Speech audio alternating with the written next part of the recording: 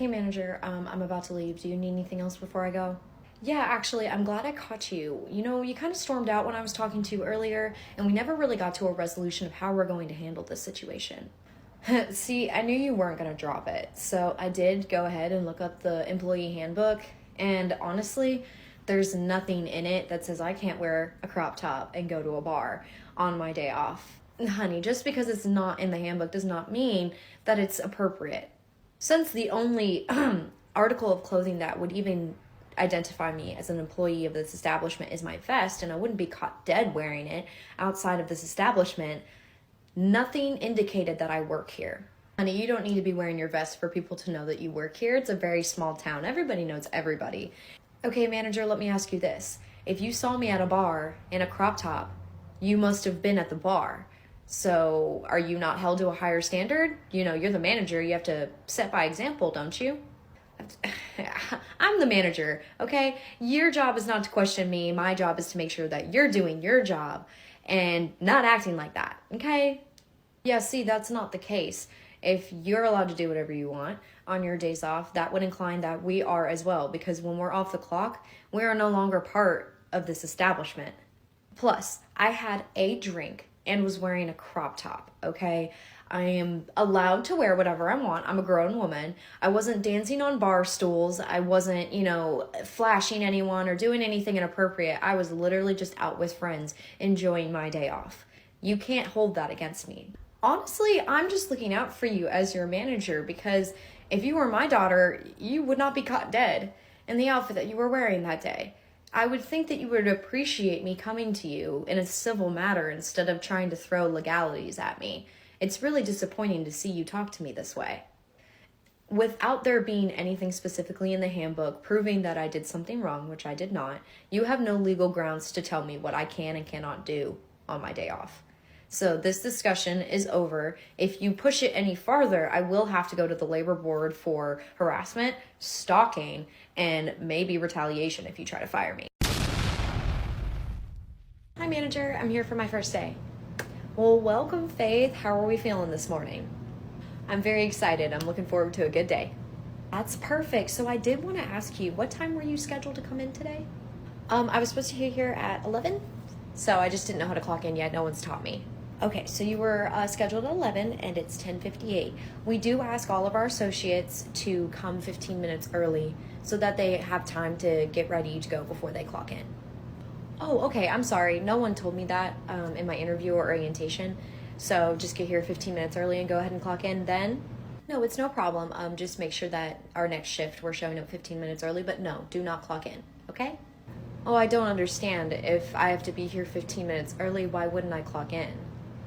Your shift doesn't start until 11, but we do expect all associates to come in 15 minutes early so that they have time to get ready and be ready for work, basically. I'm usually ready for work when I walk in. I have everything on. I'm ready to go. All I need to do is clock in and get to work. So, no, I understand that, and that's good on you, but it is a rule for all associates, so. Okay, so let's just say that I do come 15 minutes early, but I'm not allowed to clock in. What if somebody asks me for help?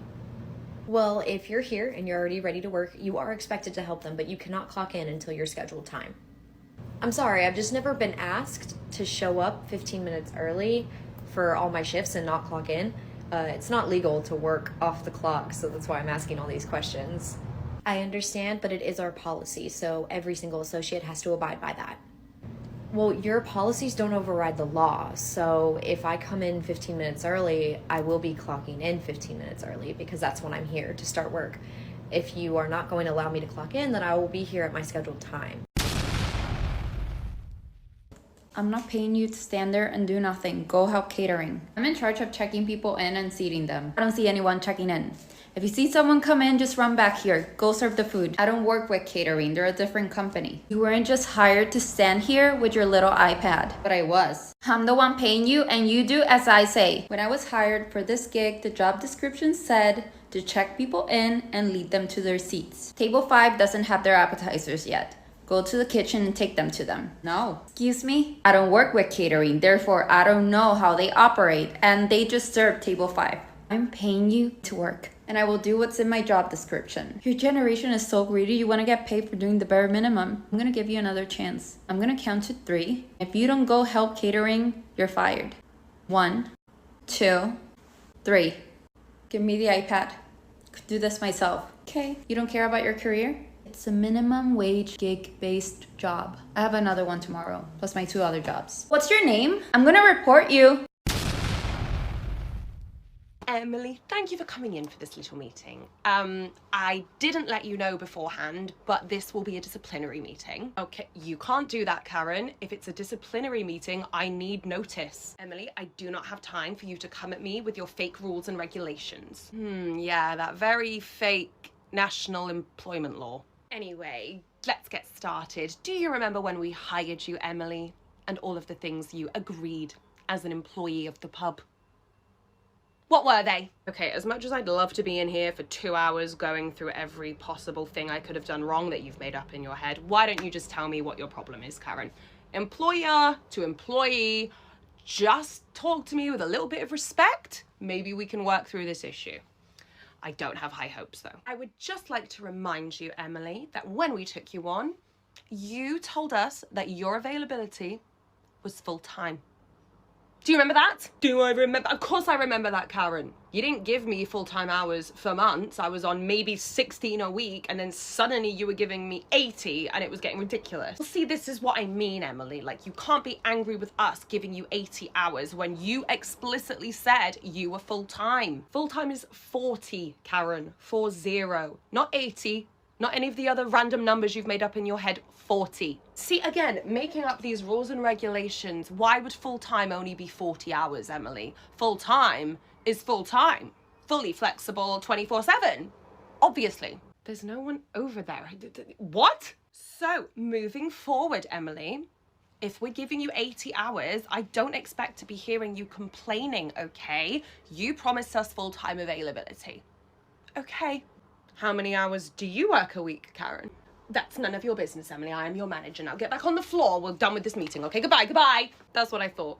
40 a week it is, Karen. Emily, no, full time. Yeah, exactly. 40. Hey Rose, what's up? It's my day off. Yeah, I was just wondering if you had any clue where manager is. No, she was supposed to be there like 2 hours ago. Is she not there? Nope, and when I call her, her voicemail says that she's on vacation. Her vacation isn't scheduled to start for a week. Yeah, well, she's not here. Is there any way you'd be willing to come in and help today? You're one of only 2 shift leaders. Yeah, I'll see you soon. Okay, great job today, guys. I'm gonna do some office stuff and then I'm gonna take off for the day. Thanks for coming in to help. No problem. Janet, amazing. I was actually just about to call you. Oh, well, I'm here for your inspection. Inspection. District manager, I don't know if you know this, but manager decided to take her vacation an entire week early and not tell any of us. Like, I had to come in today on my day off to cover her not being here. Oh, that silly lady didn't tell you guys. I approved it. Okay, well, did you have a plan for my 2-week notice? Because next Monday is my last day, and she's not due back now until the Monday after that. I didn't think that we had to plan for you to do your job. So are you just assuming that I'm gonna work an extra week while she's gone? What's the difference between a 2 and a 3-week notice? It's not a big deal. Yeah, my last day is next Monday. Make sure you get that, figured out. Hi, manager. I'm calling because you left a voicemail saying something about scheduling. Yeah, there's a problem with your spring availability. What? Why? You approved it weeks ago. Well, we need more hostesses available on Tuesdays and Thursdays.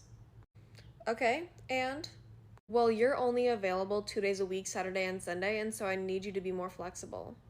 You approved my availability change, and it's because I have track Monday through Friday after school, which you know, because I put it in the comments. Well, right now we don't have a hostess available Tuesday or Thursday, so I need you to change your availability. Well, I have track practice from 3 to 5 after school, and then homework. And also meets are on Tuesdays and Thursdays, so there's no way. All of you hostesses have school, but you need to make some sacrifices for this work team. Sports and school come before work for me, so sorry, no. Well, who's gonna work Tuesdays and Thursdays then? Morgan, Abby, Aaron, Chloe. There's 4 other people you could call. Well, Chloe and Aaron have lacrosse after school and are only available on the weekends. That is literally my exact situation. Why aren't you asking them to change their schedule? Well, they're on varsity and sports are very important to them. I can't ask them to miss practice. I am also on varsity and cannot miss practice. Well, Abby and Morgan already work 15 hours a week. I can't ask them to work anymore. I am not entertaining this conversation any longer. I'm hanging up. You can't do that. I'm your boss. Hey, district manager, just checking in with you one last time. Tomorrow is my last shift here. So you're serious about this whole not holding up your end of the bargain and taking care of your team while your manager's gone? What do you mean my end of the bargain? I got a new job. I start that new job on Tuesday. I cannot work here anymore. Whatever you say. All right, guys, I have loved working with you so much. I will miss all of you so much. A reminder that it's my last day. So tomorrow, if manager isn't here and they expect me to be here, you should all just go home. You can't really get in trouble if there's no manager here. But I will not be here tomorrow. We know, Mel. Thank you so much. You've been such a good manager. I hope this new job treats you better. Thank you. Hello? Melissa, what the hell do you think you're doing? Why aren't you at work? Yeah, as per the 2-week notice I gave you that you decided to blatantly disregard, yesterday was my last day. I don't work there anymore. If you don't go in right now, there's not going to be a manager, and corporate's trying to force me to come in early for my vacation. You need to go do your job. Yeah, it's no longer my job. It's actually just your job now, so good luck. Hello? Hey. Ooh! Hey, district manager.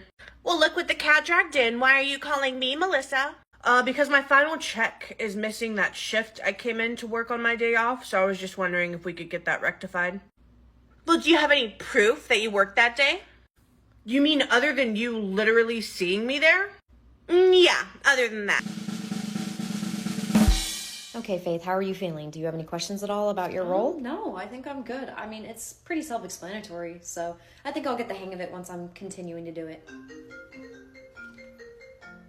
It's a no-caller ID. It could be my maintenance man. Do you mind if I pick it up real quick? Yeah, go ahead and answer it real quick. No big deal. All right, I appreciate it. Sorry. Hello? Hey, Faith, it's your manager. Where are you? Oh, hey, ex-manager. I'm working. Why? Okay, don't play games with me, because you're not here right now, so you're obviously not working. Sorry, let me be more specific. I just finished training at my new job, so yeah, I am working at a different job. Oh, so that's why you haven't shown up the past week. Any reason why you decided not to tell me?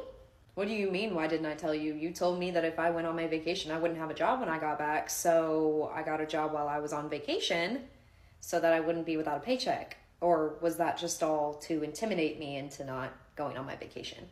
Oh my gosh, Faith, you really need to learn how the real world works, okay? You were still on the schedule, which means you still had a job, and I don't know why you would just decide to go get another one when you had a perfectly good job here. Let me ask you a question. Is Mary Sue still there? Or when you threatened to fire her, did you just not either? No, Mary Sue has kids to take care of. I did not fire her over a couple days off during the Christmas season.